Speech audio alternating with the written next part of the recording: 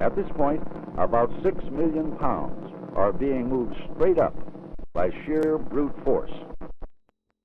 To provide this force, the 5 engines are gulping fuel at a fantastic rate, a rate that would drain... It's one small step for man, one giant leap for man. 20 July 1969 was supposed to be the culmination of humanity's grandest ambition. Weeks of relentless preparation had led to this moment. President Kennedy's promise was fulfilled. The Cold War rivals had been bested, and the human race was set to claim a new frontier. Millions around the globe tuned in as Neil Armstrong descended Eagle's Ladder and, with a single footfall, turned lunar dust into a symbol of possibility. Yet, what you saw on television tells only half the story. In the darkened halls of Mission Control, flight controllers watched every heartbeat of the spacecraft, while Armstrong's words echoed across the globe. Earlier in re-entry, brief radio blackouts caused by ionized plasma had been documented, but not during the moonwalk itself. Back on Earth, technicians stored hours of slow scan tape of raw, high-definition footage of the first moonwalk. Decades later, NASA admitted those tapes were erased and reused to save money. Astronauts have hinted at events that never reached the public. Buzz Aldrin once described seeing a light or object drifting outside the lunar module. Later, analysis suggested it was likely a spent panel from the spacecraft, but the moment captured public imagination. Today, we will sift through the controversies and rumors and revisit the whispered accounts that refuse to fade. Somewhere between the giant leap and our return lies a deeper story. Stay with us as we look over the moon's silent secrets. We choose to go to the moon in this decade and do the other things, not because they are easy, but because they are hard. From the moment President Kennedy spoke in 1961, America raced to fulfill a promise, land a man on the moon, and bring him safely home. Years of trials and setbacks, Mercury's lone flights, Gemini's daring spacewalks, and the early Apollo tests built the foundation for Apollo 11.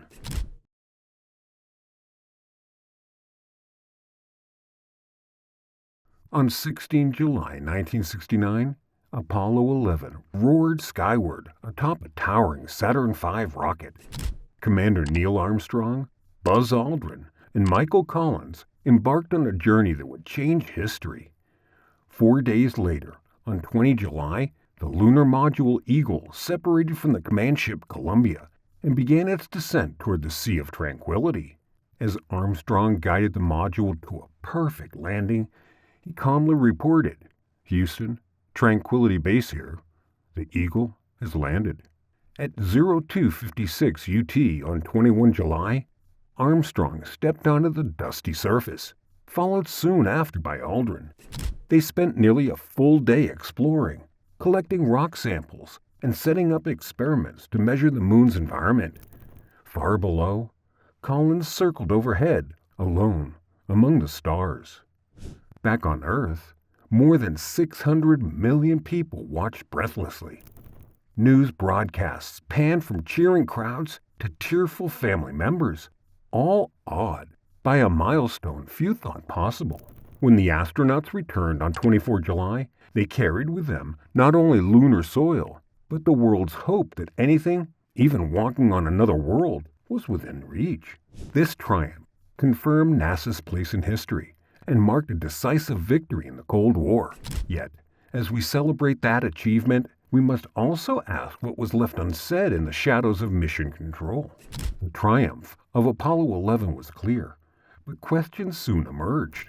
At the very moment Armstrong's boot touched lunar dust, Mission Control lost contact for nearly 2 minutes.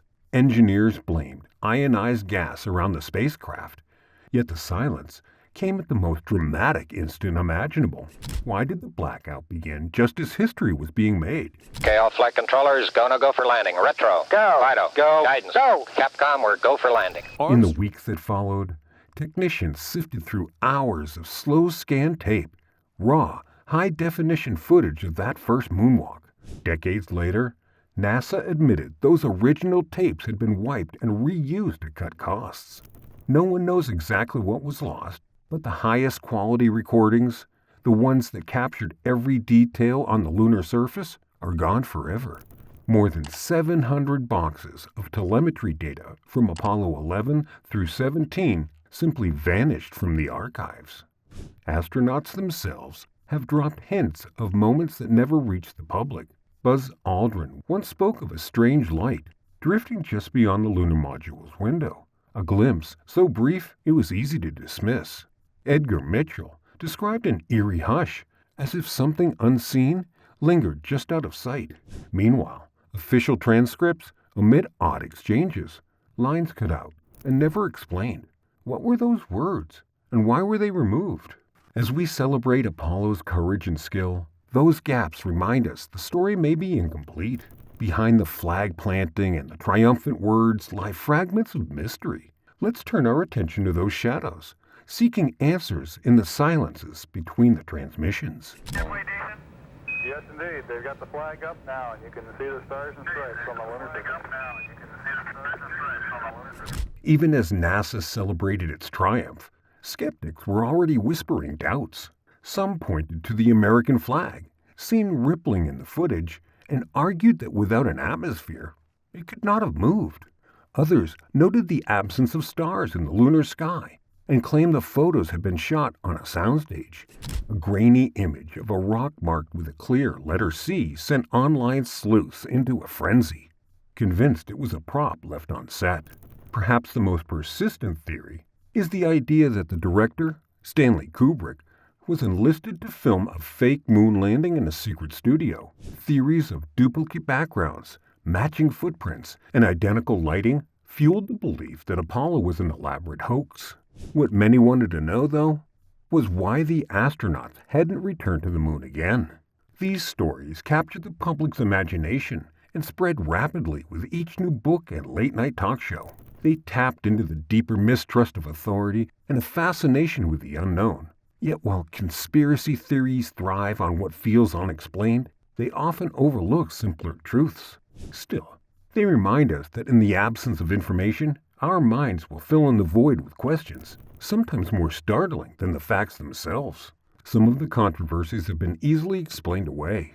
Take the flag that Buzz Aldrin planted, for instance. Though it appeared to ripple, the effect was caused by movement during setup. A horizontal rod was attached to hold the flag outstretched, and when the pole was twisted into the ground, it caused the fabric to wave. In the absence of air resistance, the motion took longer to settle than it would on Earth. The photographs taken on the moon show a black sky with no stars, which led some to believe they were staged. In reality, the cameras used were set to short exposure times to properly capture the brightness of the lunar surface and the astronauts' reflective suits. The stars, being far dimmer than the foreground, were not bright enough to be recorded under those settings. A famous photo of a small rock showed what appeared to be a perfect letter C on its surface. The mark was traced to a stray fiber that became stuck during photo development. Later versions of the image showed no such mark. Unusual shadow angles in the photographs were a result of the moon's landscape and the absence of atmospheric scattering. Without air to diffuse light, shadows fall harsh and long, bending across uneven surfaces and producing high-contrast visuals unfamiliar to the human eye. These scientific explanations have accounted for nearly every visual inconsistency. What appeared strange was the result of conditions unlike those on Earth, not artificial manipulation. The behavior of light, gravity, and movement in a vacuum created images that looked foreign, but were entirely natural. Even so, facts do not always quiet the atmosphere of mystery that was built over time. Certain materials were never archived. Key data was removed or lost. Critical records were not preserved. The sense of absence, more than any error or anomaly, has kept the speculation alive. The silence that followed the missions has lasted far longer than the missions themselves. It is in that silence that myths take root, and in that absence, the memory begins to blur. When the astronauts returned from the moon, NASA collected thousands of hours of footage and telemetry data. The most important recordings came from the slow scan video system that captured the first moonwalk in high quality, far beyond what was seen in the television broadcasts. The original footage was recorded at ground stations before being converted and relayed to global audiences. While the live broadcast was preserved, the raw source tapes were placed into storage. In the early 1980s, those tapes were erased and reused to support Earth satellite missions as magnetic tape was in short supply. In 2006, NASA publicly confirmed that the original Apollo 11 telemetry tapes no longer existed. Roughly 45 reels had been wiped clean. The decision had been made without recognizing the full value of what had been lost. In addition to the footage, over 700 boxes of Apollo-era data also disappeared. These boxes contained detailed engineering readouts, trajectory logs, and command sequences for multiple missions. No full inventory was ever recovered. NASA engineers have also confirmed that the technology used to build and fly the Saturn V rockets no longer exists in working form. The machines, designs, and processes were dismantled after the program ended. Reconstructing them today would require starting from scratch, using different tools, teams, and software. Read between the lines. Take a listen. I'd go to the moon in a nanosecond. The problem is we don't have the technology to do that anymore. We use Public statements from officials confirmed the difficulty. Don Pettit stated that the hardware was gone and rebuilding it would be a long, expensive process. This confirmed what many suspected. The knowledge that took a decade to develop had not been properly passed on. The disappearance of such a vast amount of primary material is not part of a theory. It is a matter of public record. The destruction of footage and the loss of engineering archives stand as lasting consequences of short-term decisions made during an era of transition. The legacy of Apollo lives in museums and memory, but much of its original detail is now beyond recovery. The astronauts who flew to the moon trained for years. Their missions were rehearsed down to the second. Their words, movements, and procedures followed strict scripts, both technical and public. Still, certain moments stood apart. Buzz Aldrin described seeing a small object drifting outside the window during Apollo 11. He later explained it could have been a panel from the spacecraft, but the observation was noted by ground control and discussed in interviews for years. Edgar Mitchell, who flew on Apollo 14, became known for his views after the mission. He believed humanity was not alone in the universe. Though he never claimed to have witnessed anything directly during the flight, he maintained that life beyond Earth existed and that it had been kept hidden from the public. The Apollo 11 press conference took place shortly after the crew returned to Earth. Armstrong, Aldrin, and Collins sat before reporters and television cameras. Instead of celebration, their expressions were subdued. Their responses were brief. The mood in the room was far more restrained than anyone expected. Observers noticed the change. Armstrong appeared reflective, avoiding direct eye contact. Aldrin looked down for much of the event. Collins remained composed, but the overall energy was quiet, measured, and distant. Analysts reviewed the footage for years. Some described the crew as fatigued. Others noted a heaviness that did not match the tone of the occasion. The mission had succeeded, but something lingered in the air that could not be explained by tiredness alone. Elsewhere, radio hobbyists shared a rumor. During a brief blackout in communications, they claimed to have picked up a private transmission from the lunar module. According to the story, Armstrong reported seeing strange lights on a nearby ridge. No such transmission appeared in the official records. The astronauts remained disciplined, professional, and respectful throughout their careers. But fragments like these added depth to the public's perception. Their silence, more than their statements, kept people wondering what had truly taken place on the distant world. Apollo 17, launched in December 1972, was the final mission of the program. It marked the end of a remarkable chapter in exploration. After that flight, no humans set foot on the moon again. The original plan had included missions up to Apollo 20. Hardware had been developed, astronauts had been selected, but growing costs, public fatigue, and political shifts led to cancellations. The remaining missions were scrapped quietly. Funding was redirected to other projects. The focus turned to Skylab and low Earth orbit. Later, the space shuttle took center stage. The lunar program was closed, and no replacement followed. For decades, the moon remained untouched. The end of Apollo was explained in terms of budgets and priorities. The Cold War goals had been met. The scientific objectives had been completed.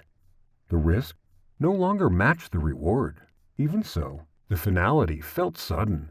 The decision to stop was made while public attention was still high. There was no dramatic farewell, just silence. The launch pads were cleared, and the rockets were disassembled. The materials were boxed, shelved, and in many cases, lost.